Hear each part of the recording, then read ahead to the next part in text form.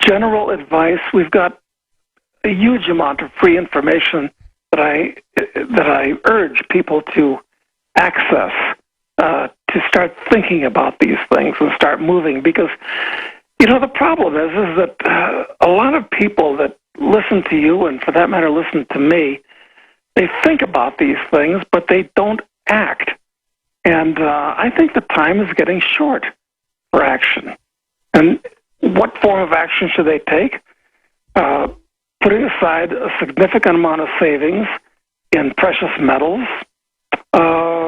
is the first and most important thing. Second thing is, if you're in a financial position to do so, diversify your assets internationally so all of your wealth isn't under the control of just the U.S. government.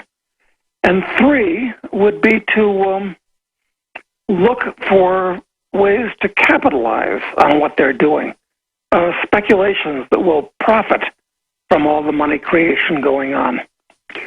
So you don't want to be a deer in the headlights. This is the time for action. Let's talk about deer in the headlights, because every financial expert out there says, obviously, the trillions in derivatives, the quadrillions, the velocity of money, the QE unlimited, the currency race to the bottom, what's happening with the bond markets, that it's a bubbles that will pop, and then it runs from bad to worse. But because of all their high-frequency trading and plunge protection teams and other manipulations, they're able to build this bubble, I think, to a level never before seen. Do you agree with that statement? Is it wrong? And how do you see this thing coming down? In other words, what's going on right now is building up to something much bigger than what happened during the last depression from 1929 to 1946. It's much bigger, much more serious, and governments are much more powerful than they were back then. So it's hold on to your hat time, and I think we're right at the edge of the precipice right now. But I don't think most people are even aware of that, because when you walk outside, the sun is shining, children are still playing. Maybe the occasional cop is beating one with his nightstick, but you can go down to the Walmart and buy cheap goods. Everything looks pretty good on the surface, but I think it's a hologram that's about to be exposed at this point. And that's why the elite are digging into armored bunkers. What are they thinking is going to come? I mean, I know you talk to a lot of really wealthy people, but these are real entrepreneurs that actually go out and explore and mine and drill and build things. They're not the parasite variety, but I know a lot of those folks that aren't parasites, they're also preparing escape plans as well. Well, so much of what goes on in the world today is financed by the U.S. government. In other words, you're quite correct about that. There is cause for optimism, of course. It's that there are two reasons why things have been getting better despite the depredations of government with its taxes and its regulation and its currency. Let's end on a positive note. Sorry to interrupt. Doug Casey, CaseyResearch.com. Let's come back and talk about the flip side. For every action, there's an opposite and equal reaction. We've been talking about the problem and some of the solutions, but what are the optimistic, positive things with our final segment with Doug Casey, the legend, straight ahead. I'm Alex Jones, Infowars.com. Up in the third hour. We're also going to get another update and see if there's been some developments that may be taking place in Austria covering Bilderberg. But Doug Casey, getting into the optimistic, good things that are happening, despite corporate combines that work with government to basically freeze society in a new dark age, the renaissance continues. So go ahead and finish up with some positive notes, Doug Casey. Thanks, Alex. Two things, actually, are the mainsprings of human progress and cause for tremendous optimism. Number one is that the average person understands that he has to produce more than he consumes and save the difference. And that builds capital, the excess of production over consumption. And every individual knows he has to do that for his own life. And as you set that aside, that builds capital, which allows civilization to progress. The second thing is science and technology. There are more scientists and engineers alive today than have lived in all of previous history put together. And they're inventing things, they're discovering things, and that's what really makes life better. And that ties in with the capital saved by average people, because you need capital in order to do science and engineering. The problem is this, and how the government could destroy these two mainsprings of human progress, is that when the average guy saves, what does he save in? He saves in his currency, and he saves in dollars. But what happens if the government destroys the national currency by inflating it? You wake up, you've got $100,000 in the bank that you were planning on retiring on. That's $100,000 that's available for entrepreneurs to borrow, or that you can invest in stocks and so forth. But if that money is destroyed, like a Zimbabwe dollar was destroyed a few years ago, that capital has vanished. Now your retirement is gone, and the capital for the scientists and engineers is also gone. So it's a double whammy. And the force that's doing that is the government by inflating the currency. So there's cause for lots of optimism for the two reasons I mentioned, savings and technological progress. But the state could destroy both of those things by destroying the value of the dollar. I hope I've been clear as to how that would work. But so it's kind of a good news, bad news kind of thing. Well, Doug, I agree with you. I mean, I totally agree with you that this is going on, and I just hope the general public realizes that they're in great peril if they don't get involved in trying to basically inform others. But it almost seems like either somebody cares innately or they don't care. I mean, I'm not really into predestination when it comes to my soul or when it comes to other things, but it does make you wonder why some people will not get involved promoting freedom, even if their life depends on it. Like I try to tell people that major shopping carts have cookies. They know whether you're a big spender. They know if you're a smart shopper. They will charge you more depending on your habits. I put a video out on that, and a bunch of commenters said I was making it up, even though it was in mainstream news. I mean, it's like there seems to be an inverse instinct to want to be cheated and screwed over. Maybe these people just don't want to believe they're being screwed over. It's just crazy. Well, I don't know where it's going to end, Alex, but we're going to find out the next couple of years. We are. Doug Casey, do 5 more minutes with us. I know you got to go. I want you to finish up. Back in 60 seconds. Short break, and then the third hour. Thank you for listening to GCN.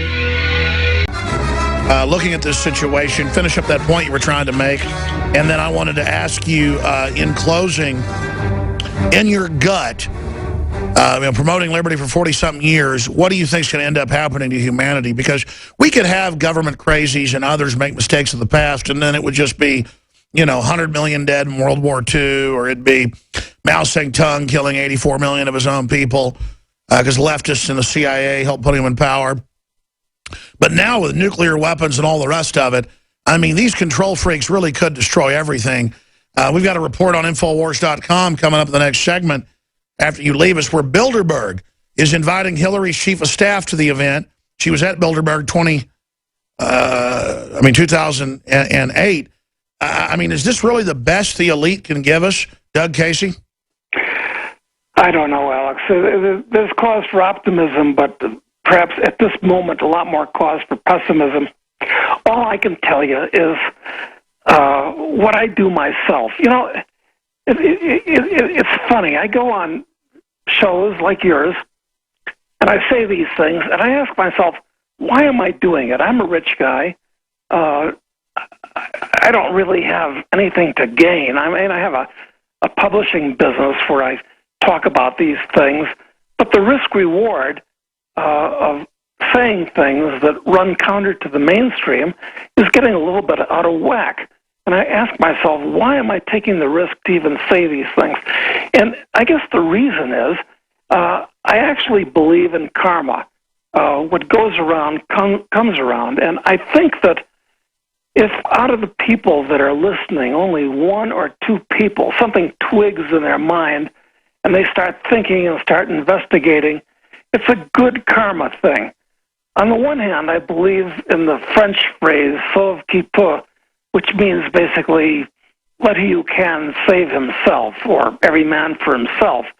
But on the other hand, I really do believe in karma and trying to make people aware of the problems in the world today so they're in a position to save themselves. I think things are going to get really grim. I think they're going to get really grisly over the next few years. I mean, that's all I can say. And I say these things, it's not particularly to my advantage, it's not even to your advantage to say these things, because it's painting targets on our backs in today's world. But well, Doug, I mean, I can answer your question for you, so you don't know why you do it. I've psychoanalyzed myself. It's not that I'm some goody two-shoes fake bleeding heart. They've got studies out that the fake bleeding hearts are 6 times more likely to actually rob from you or not to give in charity. They have big studies out of the university in Canada that it's libertarians and then conservatives are the biggest givers to charity. And you want to take care of yourself. You want to help your friends and family by building them up. You want to teach them how to fish, not give them fish.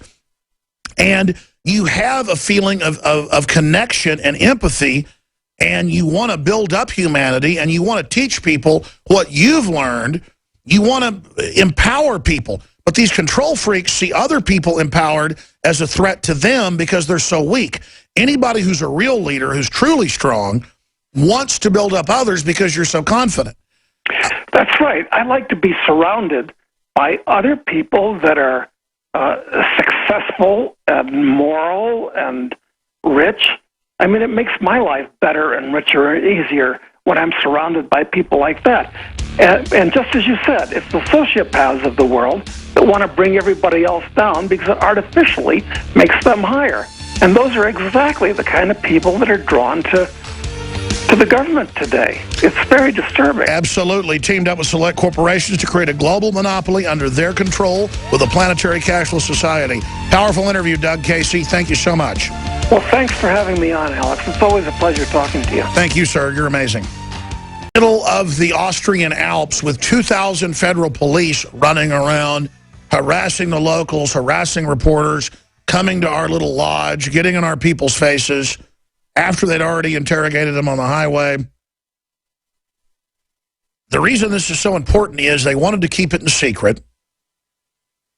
We forced it out in the open. They want their agendas secret. We're forcing those out in the open because then the EU, the TPP, all their agendas come to a screeching halt. There's a reason they try to keep it secret when Hillary and Obama went there in 2008 and then she stepped down 2 days later.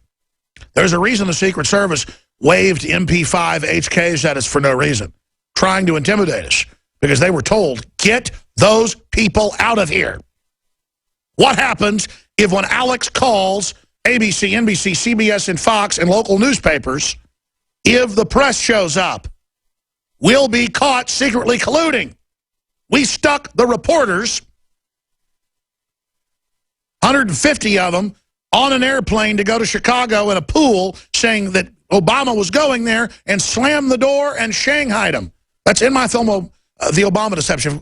We ought to cue that up. I mean, I get breathless. I need to settle down to cover this. Because if we could have gotten the press to cover that, it would have been a major game changer.